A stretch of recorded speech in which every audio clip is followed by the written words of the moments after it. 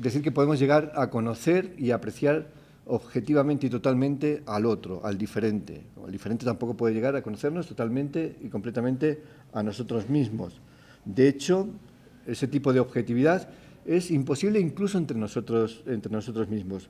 No obstante, sí que es cierto que podemos generar entendimientos recíprocos más intensos y duraderos con actitud de apertura mental, de curiosidad.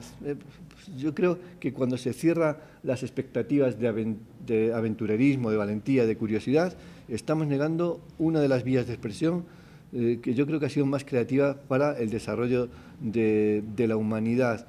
Frente a las tendencias cobardes, inmovilistas, digamos, poco aventureras, que producen modelos de sociedades cerradas, la apertura, la valentía, el deseo de acercarse a la diferencia ha sido creativo y positivo para la evolución social.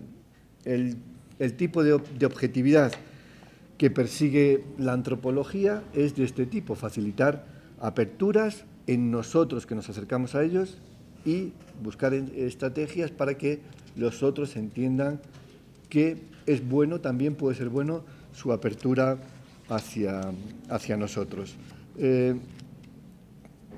Frente al relativismo cultural, que considera que la diferencia pues está en las lógicas culturales de cada sociedad, de cada momento histórico, tenemos la oposición del etnocentrismo. El relativismo intenta y pretende conocer y justificar la diferencia en base a procesos de lógica cultural. Lo que hacen los otros tiene lógica cultural, en una tradición, en lo que sea. Pero frente a la base teórica del relativismo se opone el etnocentrismo. El etnocentrismo, que viene a decir que nuestra cultura es el centro de todo y, como símbolo de centro de todo, está la idea suprema de superioridad. Somos el centro y somos superiores a los otros. Esto, digamos, hemos encontrado en muchas situaciones sociales la expresión del combate entre el etnocentrismo y el relativismo cultural, sobre todo cuando hemos conocido gentes, pueblos diferentes a nosotros mismos, y quienes han hecho este contacto inicial no han sido antropólogos formados en el relativismo cultural, sino que han sido pues curas, han sido militares, que son quienes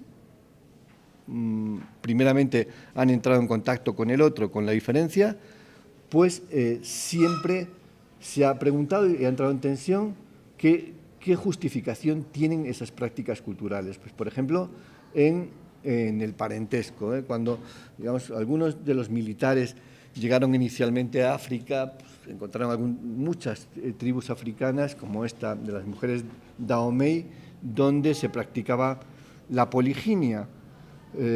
Un marido tiene varias esposas, como es común en muchas culturas africanas, y entonces comparaban el modelo tradicional occidental de familia nuclear y decían pues que eran expresiones de parentesco aberrantes, contra la moral, pero ¿contra qué moral?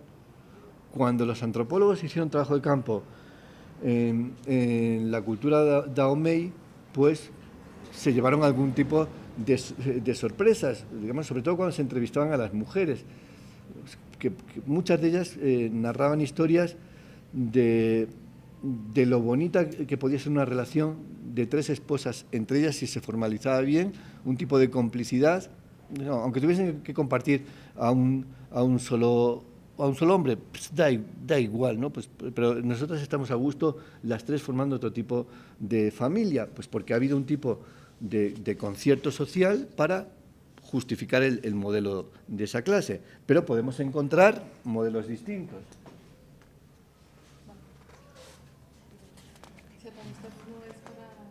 Sí, no me molesta, se puede apagar, sí.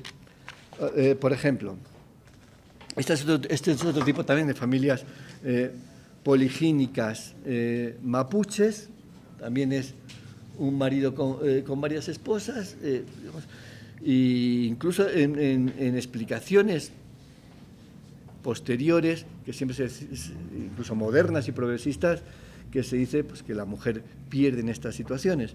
Bueno, escuchemos lo que dicen y relativicemos un poco para no colocar prejuicios, por muy progresistas que puedan parecer, en situaciones culturales que son distintas, porque encontramos,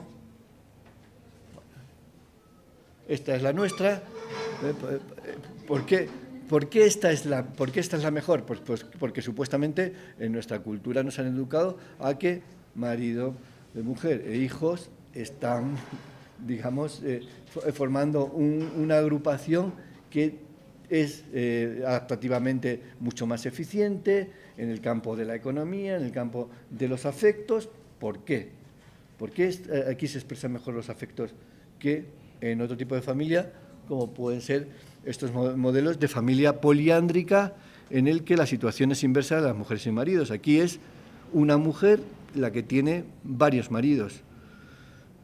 Y también hay justificaciones lógicas. Esta concretamente son en Asia, digamos en torno al Tíbet, hay bastantes pueblos que son poliándricos, una mujer con varios maridos, o muchos casos, digamos, que aunque son familias supuestamente nucleares, pero en una expresión de expansión, familias extensas, donde pues conviven varias generaciones todos juntos. Puede ser que haya parejas en toda la agrupación, pero se dan un tipo de relaciones, de vínculos muy diferentes con los abuelos, con los cuñados, cuando están todos juntos, que en el modelo más típico familiar de marido, mujer, hijos, en una casa independiente.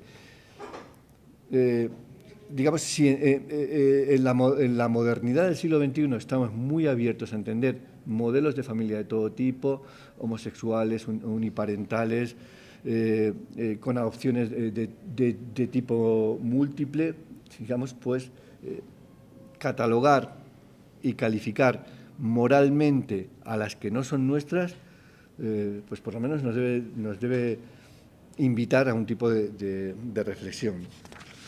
No solamente, lo podemos apreciar, los prejuicios etnocéntricos en muchas situaciones y siempre mandadas por Occidente. Por ejemplo, cuando se ha producido no la colonización militar, sino las formas de evangelización religiosa, en la evangelización religiosa es donde mayormente se ha expresado el etnocentrismo. Nuestro Dios es el Dios verdadero, es el Dios único, y los otros dioses, las otras creencias, son expresiones claras y contundentes de inferioridad, de salvajismo, de barbarie, y por tanto nuestra misión como civilizados es desterrar estos modelos.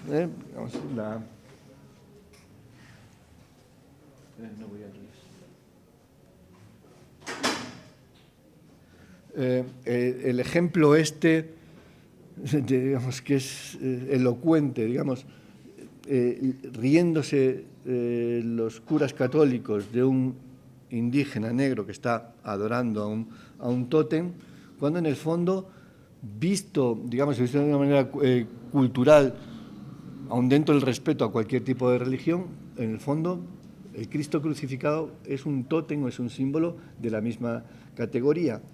Y esta risa que a los curas católicos les daba la superstición supuesta de los indígenas, de los negros africanos, si pensasen en que se podían ver en un espejo del pasado, pues podían ver pues, cosas como esta. Cuando el catolicismo empieza, digamos, los salvajes son los católicos, y como salvajes y no humanos pueden ser exterminados por los romanos politeístas, que los metían en el Coliseo y sacaban a los leones y a los tigres para que se los comiesen.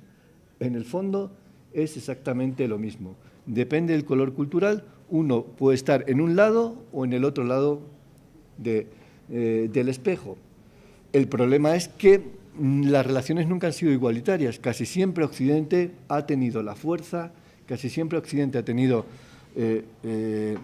el poder de la persuasión, no por la palabra siempre, sino por la fuerza, y ha querido imponer sus ideas. Y lo ha conseguido en muchos de los casos. Y casi siempre las versiones que hemos tenido de la diferencia, de los salvajes que son los otros, lo bárbaros que son los otros, lo inhumanos que son los otros, son porque los textos nos han llegado de nosotros mismos.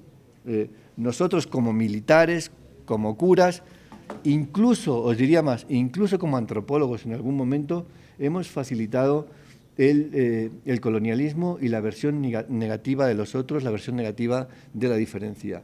Muy pocas veces son ellos los que han venido a nuestra tierra, digamos, a ver cómo son estos blancos, cómo son estos occidentales, y después han ido a su tierra y han escrito un relato de lo raro que somos los europeos o los americanos, quien fuese los occidentales. Pocas veces ha sucedido, pero sí hay algún caso.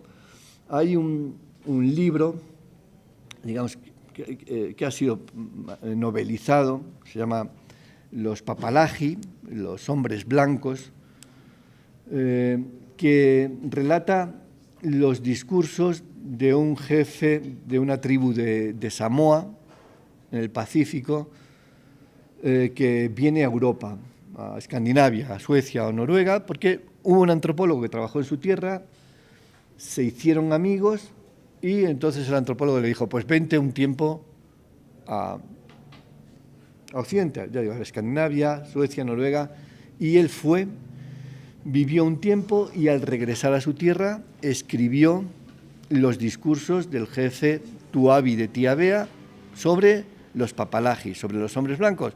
Y desde luego, aunque está novelado, está, digamos, dramatizado de otra forma, pero, digamos, para lo que estamos, la línea que estamos siguiendo de la reflexión en torno al relativismo, sirve muy bien para cuestionarnos a nosotros mismos. Es muy breve el librito, tiene 5 o 6 capítulos. Uno de ellos habla, por ejemplo, del dinero de los papalagi. Sé que una de las cosas que más le sorprendió al jefe samoano cuando vino a Europa es ver que los europeos, los papalagi, tenían papeles que valían mucho y metales que valían mucho. Pero no es que los más importantes son los que tengan más papeles, los que contribuyen más a la comunidad, los que son más solidarios, los que ayudan más. Pero es una cosa rara lo que les pasa. Puede haber los más torpes, los más tontos, los más descerebrados, que tienen mucho papel tosco, como llaman los billetes, y metal redondo, aunque no contribuya para nada al bien común. ¿Eso cómo puede ser? O hay una reflexión muy bonita sobre las ropas de los papalagi. En pleno verano, los papalagi van cubiertos, todo su cuerpo lo llevan cubierto. Pues con lo bien que se caminaría, yo quise caminar con mi torso desnudo como en la tribu, y no me dejaban, me decían que eso era feo. Pues para nosotros no solamente no es feo, sino que además es mucho más adaptativo. Si hace calor, pues te quitas ropa, ¿no? O sobre las casas de los papalagi, que están siempre cerradas, que no están como... Entonces, si uno necesita algo y va a la choza del otro papalagi y la encuentra cerrada, ¿qué le pasa? No lo va a poder agarrar. Dice, pues aquí caminamos y vamos de choza en choza. Yo digo que desgraciadamente tenemos muy pocas situaciones en las que los otros han dicho cosas de nosotros mismos, y ha triunfado casi siempre nuestro modelo político, moral y económico. Ha triunfado y lo hemos impuesto, en fin, el Occidente lo ha impuesto a buena parte del mundo. Si vemos, digamos, hemos visto las relaciones de parentesco, hemos visto el relativismo en torno a la religión, pero lo podemos ver en cuestiones que tienen que ver con la belleza o con la comida. ¿Por qué estos gusanos suculentos para uno tienen que ser en sí mismos malos, peores, o este otro tipo de cosas? ¿Por qué? Pues es, digamos, otra vez cuestión de esos cristales de los que hablábamos en un principio y que condicionan nuestra mirada. Lo cierto es que tanto los modelos de buena comida, de buena religión, de buenas relaciones de parentesco, de buenos vestidos, tal, las hemos querido imponer a los otros. Y hemos sido tan acríticos y hemos tenido un convencimiento tan claro de nuestro papel de redentores en el mundo que hemos olvidado que son actitudes etnocéntricas y que están en disposición de ponernos en el espejo de que ellos puedan juzgarnos a nosotros, pues justamente por lo contrario. Hay un historiador muy famoso también de Estados Unidos, Marshall Salin, cuenta otra experiencia que es contundente y que sirvió para que en Occidente se estigmatizase un pueblo indígena de Canadá, los indios Cree, a partir de una anécdota que es contundente sobre cómo nuestros prejuicios estéticos imponen criterios para juzgar moralmente a los otros, aunque no sepamos ni nos preocupemos por qué los otros están haciendo lo que están haciendo. El caso fue el siguiente. En el siglo XVIII, digamos, los colonizadores españoles, en este caso misioneros españoles, jesuitas, que comenzaron la conquista de Canadá antes de que llegasen los franceses y los ingleses, aunque luego, digamos, Canadá, como Estados Unidos, no fue colonia de España, pero llegaron hasta ahí, incluso hasta Alaska, llegaron algunos colonizadores españoles y evangelizadores. Dos, creo que eran jesuitas, no lo recuerdo bien, estuvieron un tiempo conviviendo con los indios Cree y entablaron una relación de amistad, pues incluso ellos decían de camaradería, de comprensión mutua. Cuando se fueron a ir, los indios Cree hicieron la despedida y les dieron un regalo. Ese regalo era un cuenco vacío de abedul, de corteza de abedul, un recipiente tapado con unas hojas, se lo dieron como presente. Los jesuitas, los curas estos españoles, abrieron el regalo y desconcertados se pusieron a gritarle a los otros que cómo era posible que después de las relaciones de amistad, de comprensión que habían tenido, eran capaces de regalarle algo tan asqueroso como eso. Eso tan asqueroso era un recipiente lleno de moco humano.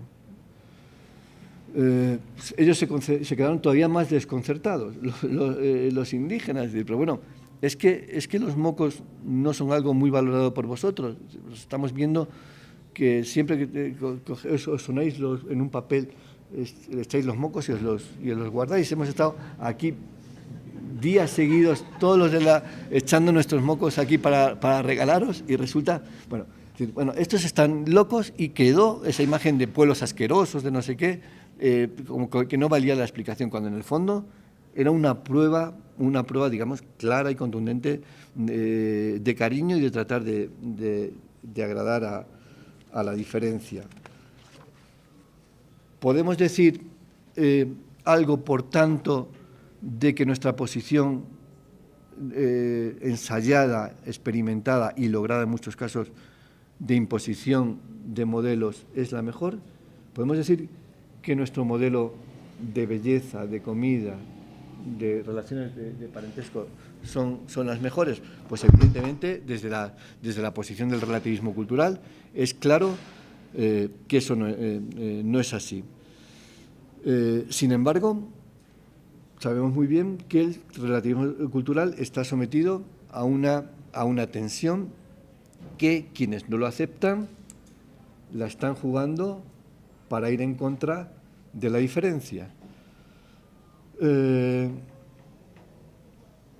Dicen estos que van en contra del relativismo cultural que estamos defendiendo, pues, los antropólogos o quienes amamos la diferencia, que estamos defendiendo el todo vale.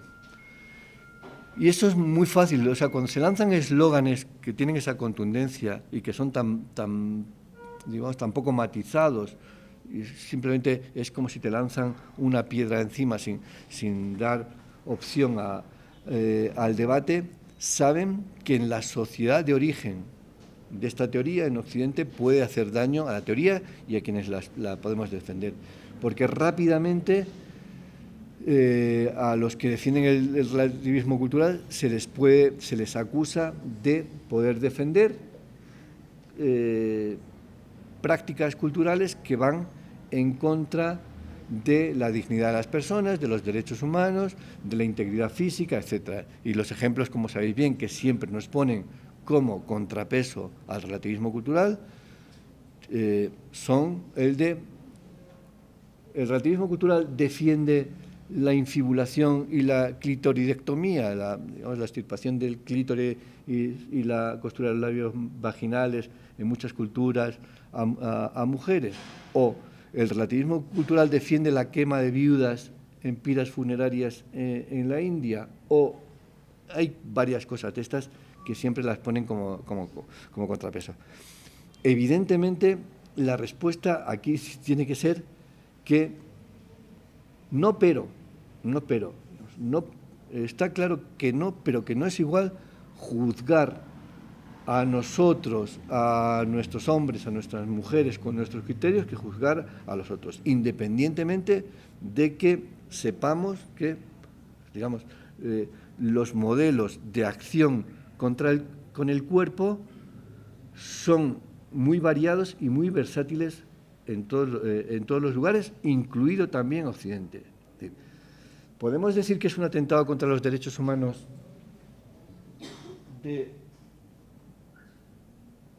esta mujer que se haga esto en sus labios? Hace algún tiempo se dijo que sí, pero cuando proliferan en Occidente formas parecidas, digamos, de horadarse, lugares sensibles del cuerpo, las orejas también, los labios o lo que sea, pues matizamos las cosas. Sobre el caso duro de la infibulación y la clitoridectomía, aquí está una acción, un atentado, si lo queremos llamar, contra el cuerpo de una mujer. Las versiones son que son niñas, no pueden decir si quieren esto o no, y también la versión de que ese tipo de acción minimiza el placer sexual o lo impide. Esto es cierto que es así, y digamos, desde un punto de vista humano, cabe criticarlo, reconsiderarlo, pensarlo, incluso desde la lógica, digamos, sin apearnos del relativismo cultural. Ahora bien, no vayamos a caer en el problema de digamos, pasarnos en la crítica de los que son muy lejanos a nosotros mismos y no ver lo que está pasando en nuestras sociedades, en las que, digamos, hay cientos de clínicas en Europa, en América, en las que se hacen cirugías estéticas de todo tipo, que tienen también, como sabemos, muchas afectaciones, pues también en el plano sexual, aunque se persiga lo mismo.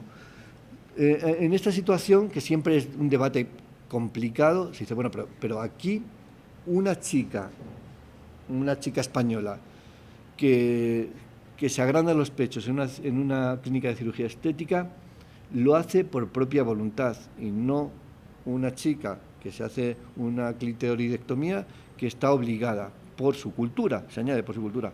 La pregunta es, ¿tenemos claro que una chica española que se pone más pecho es libre del todo? ¿No habrá influido en nada la cultura para decir que está más bonita, que va a tener más posibilidades de conseguir lo que sea con pecho? O hombres que cada vez más se están sometiendo de verdad, se hacen con plena libertad. Esta es la duda que no queda clara. Digamos, cuestionemos el relativismo en estos casos, pero no pongamos otra vez el énfasis de la crítica en los extraños y no nos miremos a nosotros mismos. Más vale, digamos, y pongamos toda la contundencia de los reparos a lo que pasa con nosotros antes que criticar la diferencia. Evidentemente, en la relación intercultural, pues hay que asumir claramente que tenemos que, tenemos que balancear dos presiones que son muy fuertes en las orientaciones ideológicas de uno mismo y de su sociedad. La orientación de la reafirmación y la orientación del apego al otro. O sea, son las dos tensiones que están funcionando en los diálogos interculturales. ¿Qué debo hacer con la diferencia? ¿Aproximarme a ella y enriquecerme? Esta es una, digamos, de las bases del interculturalismo, o marcar distancia y dejar que cada quien funcione libre y autónomamente sin la contaminación del otro. Es un planteamiento que tiene, que está hecho de una manera casi perversa, porque supuestamente nos obliga a optar entre la exclusión, entre mantener la diferencia o vincularnos mucho al otro. Yo he defendido y he escrito que la posición, digamos, la posición que cabe explorar y que seguramente sea la más pertinente, es saber negociar entre la igualdad y la diferencia. Saber que todos somos iguales, pero al mismo tiempo saber que todos somos diferentes. Somos todos diferentes aquí,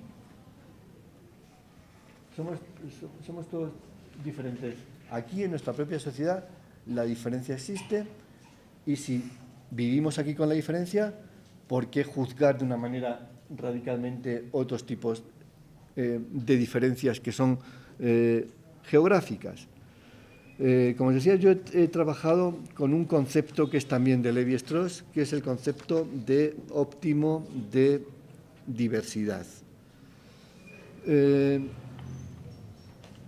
óptimo de diversidad, dice Lévi-Strauss, que es la situación de equilibrio y de resolución entre dos necesidades básicas para que una sociedad pueda expresarse de manera libre y de manera, digamos, positiva y creativa. Es un equilibrio difícil, pero necesario.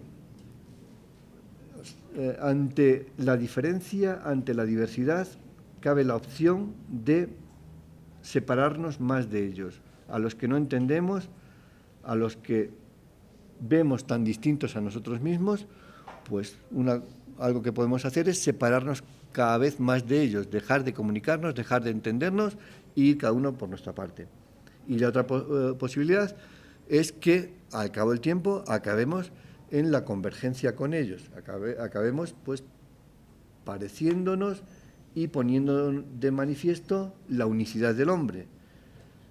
Cuando nos alejamos, ponemos radicalmente de manifiesto la diferencia. Cuando nos acercamos, ponemos radicalmente de manifiesto la igualdad y la convergencia. Pues bueno, ambas opciones radicales son igualmente negativas para el desenvolvimiento humano, y las dos acabarían en desastres para la humanidad si las llevamos, digamos, a puntos radicales.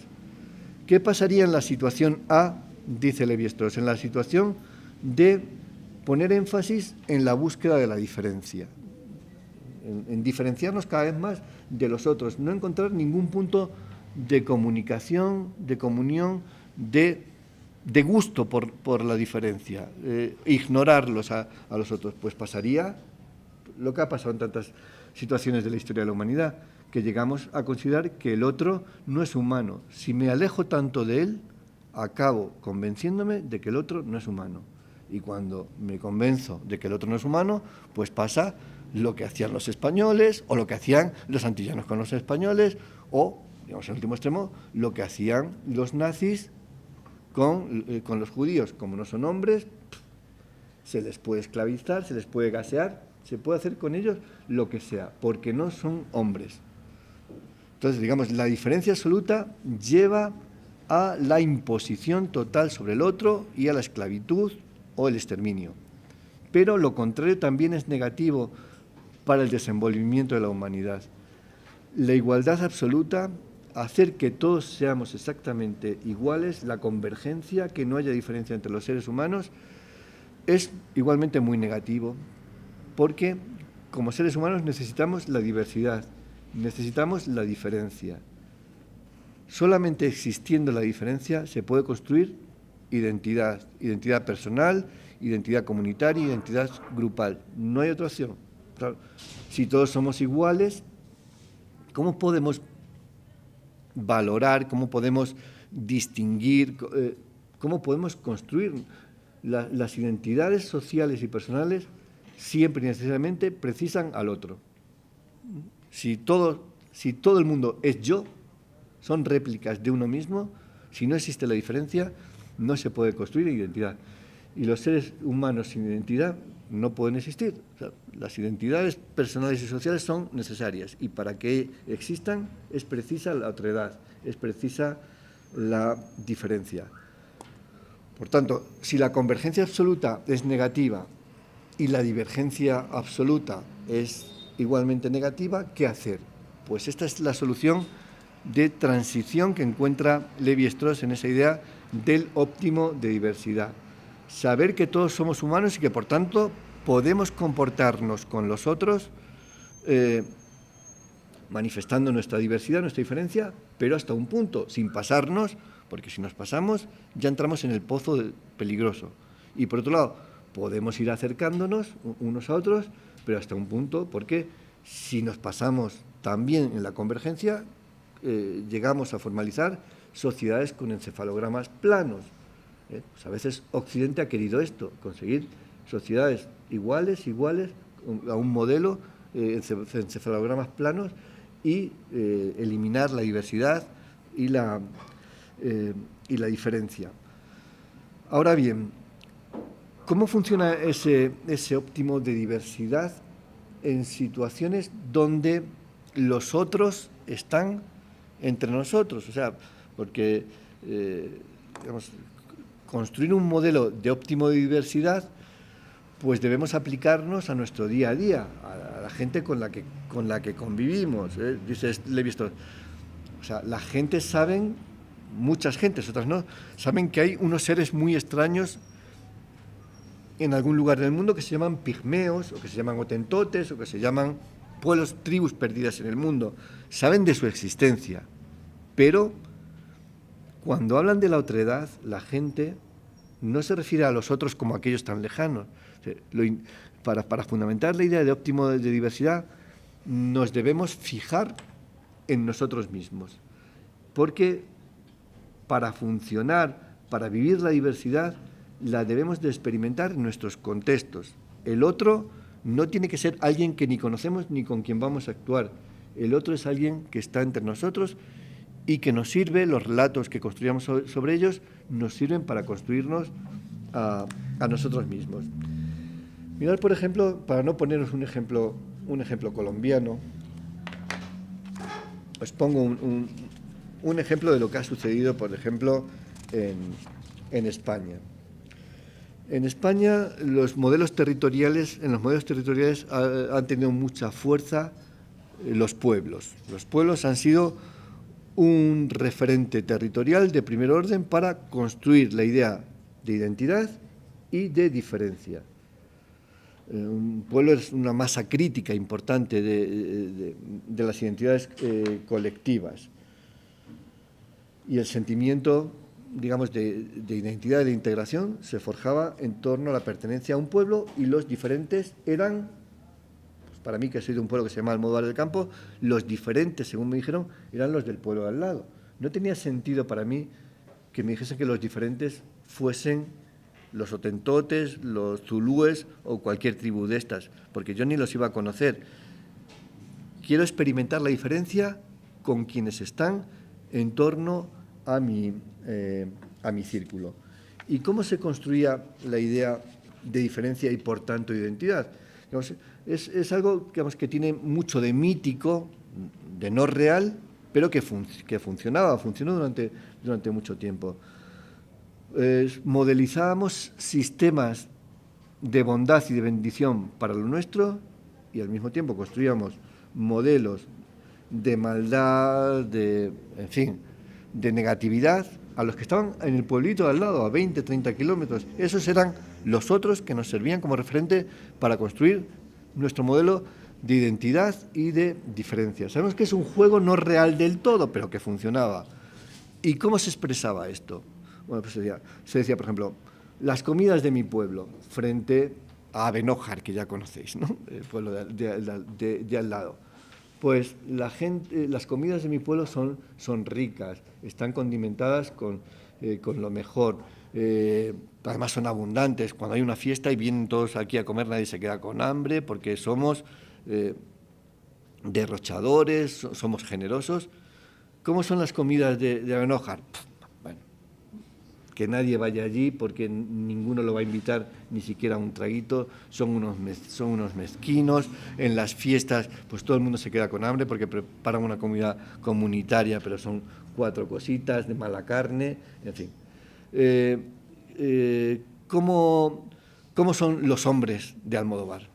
Cuando era una sociedad campesina, decía, pues son los mejores agricultores, son trabajadores, son comprometidos con su tarea. Cuando se hacen concursos en el campo son los que ganan siempre porque hacen los surcos en el campo los más derechos, sus siembras son las mejores. Los hombres de Abenójar, unos auténticos haraganes, no saben hacer nada, perezosos, poco trabajadores, sus cosechas son siempre malas. Aunque luego viesen pues, que eran muy parecidas, no puede ser de otra manera, pero en fin, se recrea este tipo de mitificación. O con los personajes sagrados, fijaros, con los personajes sagrados se ha recurrido con mucha frecuencia para expresar nuestras bondades y las maldades del otro, como hemos visto ahí. ¿Cómo son los personajes sagrados de Almodóvar del Campo, de mi pueblo? La patrona de Almodóvar del Campo es la Virgen del Carmen, la mejor, la más guapa, la que hace los mejores milagros, la que tiene su ropa, es la más rica, porque como somos muy generosos le regalamos hasta anillos de oro que tiene un montón la Virgen, lo que sea. La Virgen de Abenójar, bueno, no está mal. No está mal, no se puede decir una Virgen que sea mala y tal, pero, en fin, sería políticamente muy incorrecto, no está mal. Hace sus milagros, pero poca cosa, ¿no? Y lleva 4 baratijas, porque estos como son tan roñosos, tan ruines, le regalan a la Virgen 4 baratijas, ¿no? Y sobre todo el énfasis, en fin, lo siento pero el énfasis en muchas situaciones de construcción ideológica de la diferencia se ha fundamentado en las mujeres. ¿Cómo son las mujeres de Almodóvar del Campo? Las más guapas, las más delicadas, las más trabajadoras y las más honestas. ¿Cómo son las mujeres de Abenójar? Pues ya lo dice el dicho, en Abenójar la que no es puta es coja, dice el refranero. Son completamente haraganas, hacen malas comidas, no atienden a la casa como Dios manda, por eso están deseando los chicos de Abenójar venir a mi pueblo a conseguirse mujeres porque las suyas no valen para nada. Claro, que si algún día tenéis la ocasión de que venga aquí a hablaros uno de Abenójar, contará justamente la historia desde su punto de vista, que va a ser muy parecida, como no puede ser de otra manera. Pero esto, digamos, funciona en los modelos de construcción de la diferencia. Nos fijamos en la otredad cercana que nos sirve. Pues, digamos, si tiene este tono de medio juego, está bien, pero si vamos presionando y marcando esto cada vez más, y nos alejamos, pues podemos llegar a esclavizar a los otros, como os decía, o a considerarlo menos humanos. Podemos ir hablando también, mientras voy hablando yo.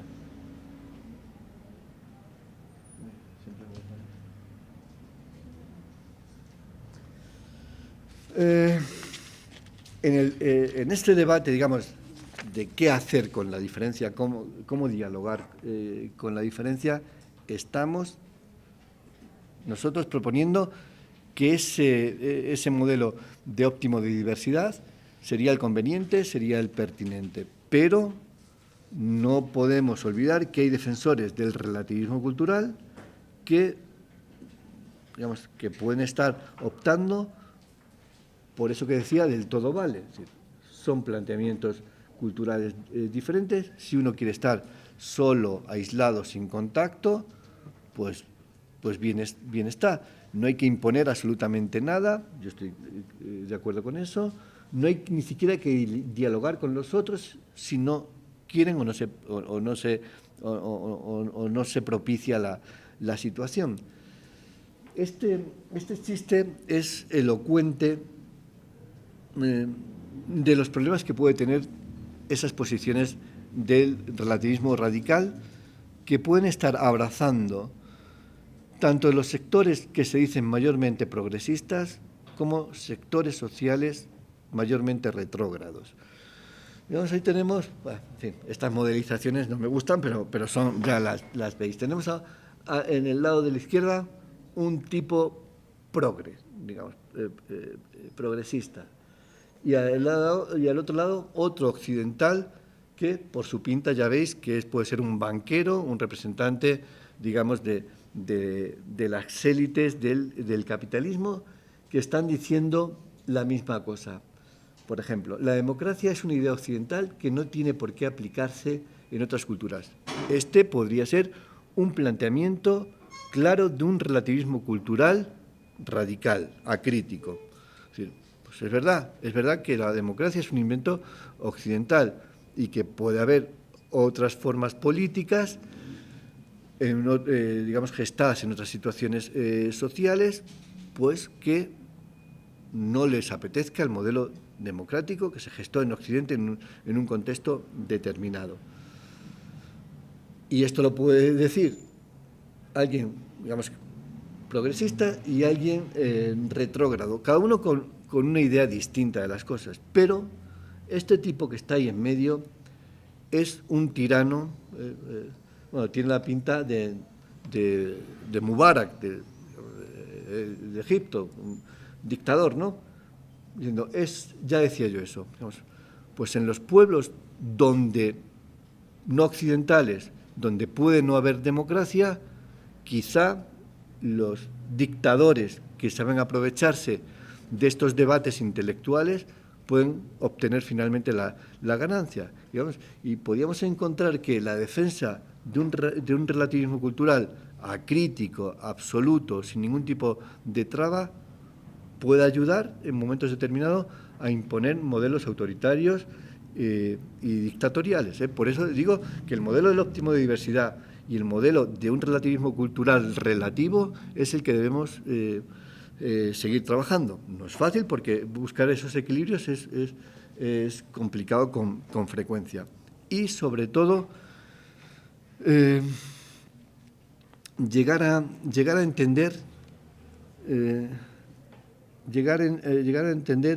que hay pocas sociedades en el mundo que están dispuestas, y en fin, yo diría que quizá ninguna, aunque sé que existen, pocas sociedades del mundo a las que no les apetezca hablar con la diferencia, conocer la diferencia. Es un reto siempre. El otro, el que está delante de mí, pues da al mismo tiempo, a veces da miedo enfrentarse a la diferencia, pero al mismo tiempo da gusto. Y es ese acto de valentía de acercarse a la diferencia que nos enriquece. Sin duda la diferencia nos enriquece y hace que minimicemos el valor de nosotros mismos, porque los diálogos interculturales solo funcionan si pretendemos conocer al otro y al mismo tiempo rebajamos, digamos, la consideración en torno a nosotros mismos. Es decir, aunque no se quiera, siempre que Occidente accede a la diferencia, accede desde aquí. Y el diálogo intercultural lo que pretende también es la igualación. Y la igualación es el resultado de dos acciones: de comprender que el otro está muy por encima de lo que yo pensaba y pensar también que yo estoy muy por debajo de lo que pensaba. Son dos movimientos que necesitamos que se produzcan en las dos direcciones, porque desde luego, algo que también tenemos muy claro es que no es solo Occidente el que ha sido etnocéntrico. Todos los pueblos, aunque sean muy pequeños, han sido etnocéntricos y han considerado sus culturas como el centro de la humanidad y de la bondad. Si vemos los topónimos, los etnónimos de casi todos los pueblos del mundo, significan los seres humanos, los auténticos, los mejores. Y Inuit, los verdaderos seres humanos. Claro, los occidentales cuando colonizan los llamaron esquimales, que quiere decir comedores de carne cruda, pero ellos a sí mismos no se llaman esquimales, se llaman Inuit, que quiere decir los verdaderos hombres. O los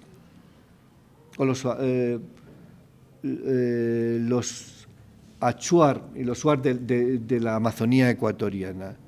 Ellos se llaman a sí mismos los auténticos, que es lo que quiere decir Suar y Achuar.